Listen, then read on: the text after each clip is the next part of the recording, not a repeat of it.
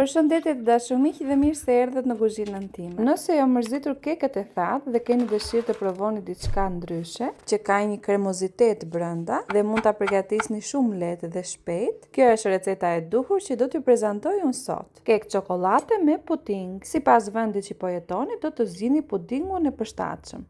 Ka puding me zjerje ose dhe pa zjerje. Me zjerje të dashur miq, do ta përgatisni disa orë përpara sepse duhet të jetë e ftohtë, ndërsa nëse keni nga këto të shpejtat, do ta përgatisni në moment. Shijen të dashur miq do e zgjidhni sipas dëshirës tuaj. Mund të jetë me vanilje, çokoladë ose cheesecake. Nëse keku do jetë me çokoladë, do preferoj që pudingu të jetë i bardhë, që të duket diferenca dhe të ketë më shumë sy. Nëse do përgatisni kekun pa kakao, atëherë do ta zgjidhni pudingun me çokoladë. Unë e kam gati, do e lë 2-3 minuta me njarë që të ngri pak më tepër.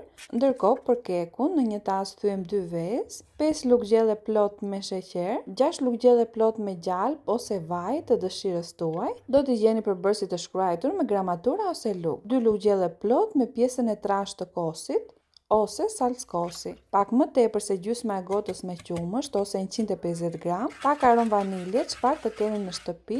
Nëse nuk keni, mund të shtoni pak lëvore portokalli ose limoni. Vazhdojmë duke e përzierë mirë. Nëse nuk keni çokoladë dhe doni ta përgatisni thjesht, do të shtoni 2 lugë gjelle më tepër sheqer, që të dali më i ëmbël. Nga që unë do shtoj 200 gram çokoladë, kaq ishte nevojshme. Do na duhen diku te 8 lugë gjelle plot me miell. Nëse e peshoni, do jetë 170 gram. 2 lugë kafe plur pjeke baking powder, pra ky është fryrësi. Do vazhdojmë duke e përzierë mirë dhe në fund do të shtojmë kakao. Unë të dashur miq kam shtuar 2 lugë gjelle me kakao. Zakonisht unë marr kakao Ion, mund ta gjeni në shumë supermarkete në Shqipëri. Është shumë e mirë për gatim dhe nuk ka ëmbëlsues. Po e theksoj sepse ka kakao të shumëllojshme që kanë dhe sheqer, të cilat nuk preferojnë për gatim. Këtu të dashur miq do shtojmë 100 gram me copa çokolate.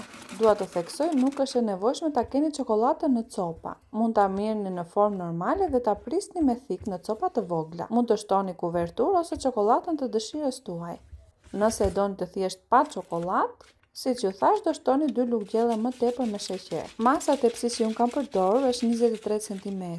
Poshtë kam vendosur letër për pjekje dhe do e lyej pak me vaj sipër. Letra për pjekje na ndihmon shumë për ta larguar më lehtë dhe ta vendosur për ta servuar në një pjatë.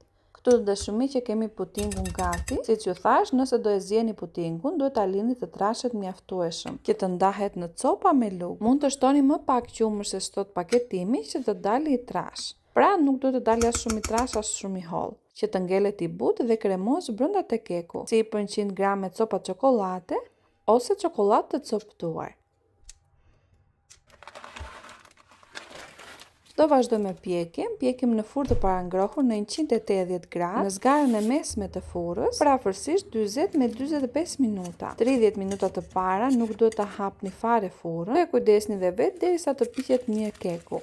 Mund ta servirni të ngrohtë që të jetë dhe çokolata e shkrirë, ose mundeni dhe të ftohtë sipas dëshirës. Në të vërtetë del shumë special dhe i veçantë, me përbërës të thjeshtë duke i kombinuar ashtu siç duhet. Të gjithë përbërësit do i gjeni të shkruar në përshkrim të videos ose të komenti i parë. Ja pra të dashur miq, ku përfundojmë dhe me recetën e sotshme. Nëse e ka pëlqyer, për të më mbështetur, mos harroni të jepni një like. Gjithashtu mund ta ndani me miqtë tuaj në rrjetet sociale. Për ata që do e provojnë, punë të mbarë dhe ju bëft të mirë. Ka dalë aq kremoz dhe special që ja vlen ta provoni. Gjithë të mirat, bashkë mirë dëgjofshim në recetën e radhës.